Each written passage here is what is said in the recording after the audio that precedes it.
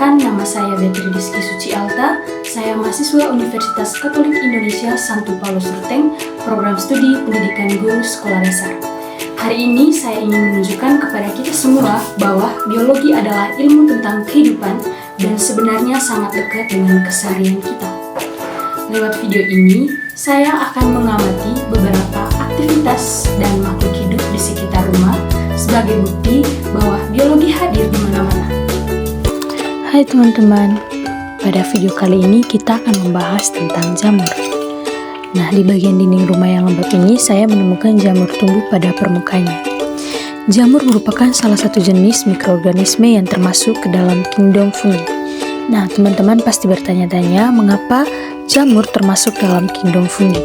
Nah, teman-teman, jamur termasuk dalam kingdom fungi karena beberapa karakteristik unik yang membedakannya dari kingdom lain seperti plantae atau tumbuhan dan animali atau hewan.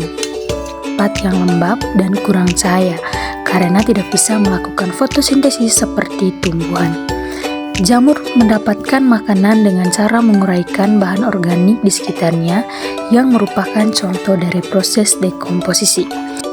Nah, teman-teman, yang dimaksudkan dengan proses dekomposisi di sini adalah proses penguraian bahan organik mati oleh organisme seperti jamur, bakteri, dan invertebrata menjadi komponen-komponen yang lebih sederhana. Nah, teman-teman, itu penjelasan singkat tentang jamur. Sekarang kita akan menjelaskan tentang cacing dan saksikan videonya.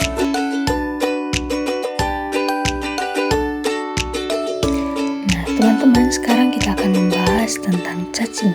Di bawah tanah yang lembab dan gelap tersembunyi makhluk kecil yang sering kita abaikan, yaitu cacing tanah.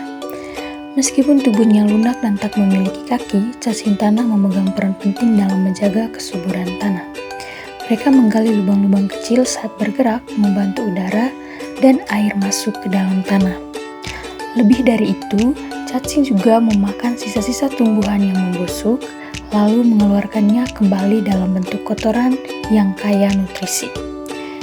Proses ini membantu menguraikan bahan organik dan membuat tanah menjadi subur. Nah, teman-teman, sebuah contoh alami dari daur ulang yang dilakukan oleh alam. Nah, teman-teman, tanpa cacing, kualitas tanah bisa menurun drastis dan tumbuhan akan kesulitan tumbuh. Jadi, meskipun kecil dan sering luput dari perhatian, cacing adalah pahlawan tanah yang bekerja tanpa henti demi kehidupan di atas permukaan. Nah, teman-teman, itu video singkat penjelasan tentang cacing. Sekarang kita akan menyaksikan video penjelasan tentang peran matahari dalam proses fotosintesis pada tumbuhan. Yuk kita simak penjelasannya. Halo teman-teman, di sini saya sedang mengamati tanaman di bawah sinar matahari. Nah, tahukah kalian kalau sinar matahari punya peran yang sangat penting bagi tumbuhan? Tumbuhan itu seperti pabrik makanan dan matahari adalah sumber energi utama yang menggerakkan pabrik tersebut. Proses ini disebut fotosintesis. Jadi, tumbuhan akan menyerap sinar matahari lalu mengubahnya bersama air dan karbon dioksida menjadi makanan dan oksigen. Ini adalah bukti nyata bahwa biologi bukan hanya tentang makhluk hidup, tapi juga tentang interaksi mereka dengan alam, termasuk matahari.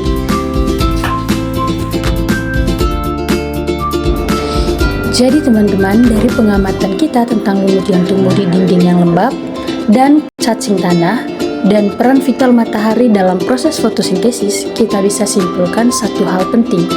Biologi itu ada di setiap sudut kehidupan kita.